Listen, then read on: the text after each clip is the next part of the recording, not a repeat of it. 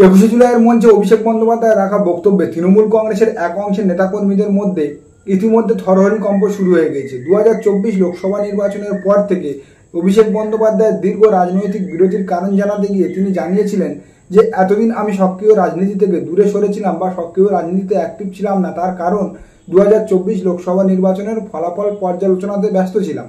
তিনি এটাও জানিয়েছেন যে সমস্ত জেতা জায়গাতে বা যে সমস্ত জেতা ক্ষেত্রগুলোতে তৃণমূল কংগ্রেস 2024 লোকসভা নির্বাচনের ফলাফলের হিসাবে পিছিয়ে পড়েছে, সেই সব নির্দিষ্ট জায়গাগুলোর পঞ্চায়েত প্রধান, উপপ্রধান, গ্রাম পঞ্চায়েত সদস্য, অঞ্চল সভাপতি বা পুরপ্রধান, কাউন্সিলর বা বড় চেয়ারম্যানদের বিরুদ্ধে দল আগামী দিনে কঠোর ব্যবস্থা নিতে চলেছে। আর 21শে জুলাইয়ের মঞ্চে অভিষেক বন্দ্যোপাধ্যায় রাখা এই বক্তব্য শোনার পর তৃণমূল কংগ্রেসের যে সমস্ত জায়গাগুলোতে ফলাফল খারাপ হয়েছে 2024 লোকসভা নির্বাচনে, সেই সমস্ত জায়গার কাউন্সিলর, চেয়ারম্যান বা পঞ্চায়েত প্রধান, উপপ্রধান, অঞ্চল সভাপতিদের থরহরি কম্প শুরু হয়ে গিয়েছে। সিঁদুরে মেঘ দেখছে তারা এখন।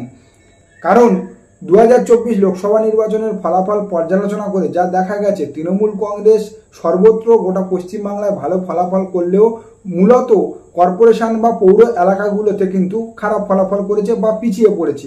কারণ লোকসভা নির্বাচনের ফলাফলে দেখা যাচ্ছে 121টি পৌরসভা বা কর্পোরেশনের মধ্যে তৃণমূল কংগ্রেস 45টিতে পিছিয়ে পড়েছে। এমনকি কলকাতা কর্পোরেশনের 74টি ওয়ার্ডে তৃণমূল কংগ্রেস বেশ অনেকটা পিছিয়ে পড়েছে।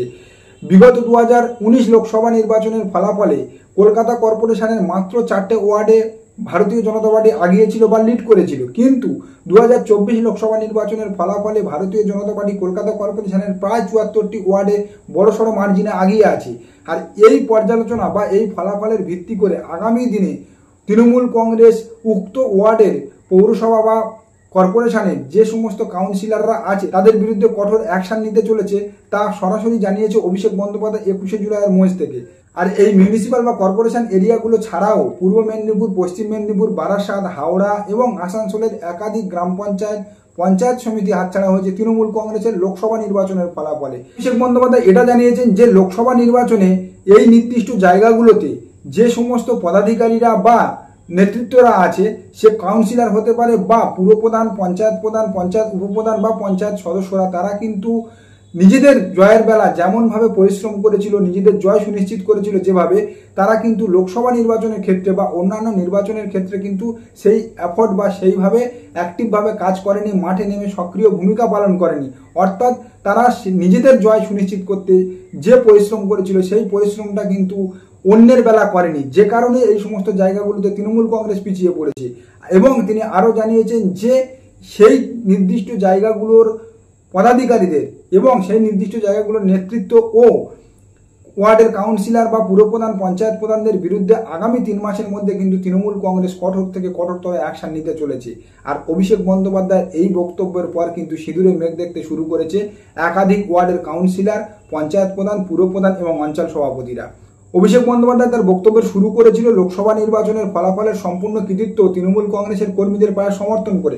অর্থাৎ তিনি এটা বুঝিয়ে দিলেন যে আগামী দিনে তৃণমূল কংগ্রেসের একমাত্র মেরুদণ্ড ও একমাত্র আশা ভরসার জায়গা কিন্তু তৃণমূল কংগ্রেসের কর্মীরা। তৃণমূল কংগ্রেসের কর্মীরাই যে তৃণমূল কংগ্রেসের এক ও অন্যতম মেরুদণ্ড এবং আগামী দিনে তৃণমূল কংগ্রেসের ভরসা হতে চলেছে তৃণমূল কংগ্রেসের কর্মীরাই, এটা কিন্তু 21শে জুলাইয়ের মঞ্চেই শুরুতেই বুঝিয়ে দিয়েছিল অভিষেক বন্দ্যোপাধ্যায়। ঠিক এরপরেই তিনি সূর্যরানের লোকসভা নির্বাচনের ফলাফলের প্রসঙ্গে কড়া বার্তা দিলেন দলীয় কাউন্সিলর, পঞ্চায়েত প্রধান, উপপ্রধান এবং অঞ্চল সভাপতিদের। তারপরে এলেন সরকারি প্রকল্পের সুবিধা প্রাপ্তির বিষয়ে। তিনি জানালেন 31শে ডিসেম্বরের মধ্যে আবাস প্লাস যোজনায় যাদের নাম রয়েছে তাদের প্রত্যেকের অ্যাকাউন্টে 31শে ডিসেম্বরের মধ্যে সরকার টাকা পাঠিয়ে দেবে, সে তারা তৃণমূল কংগ্রেসের ভোট দিক বা না দিক।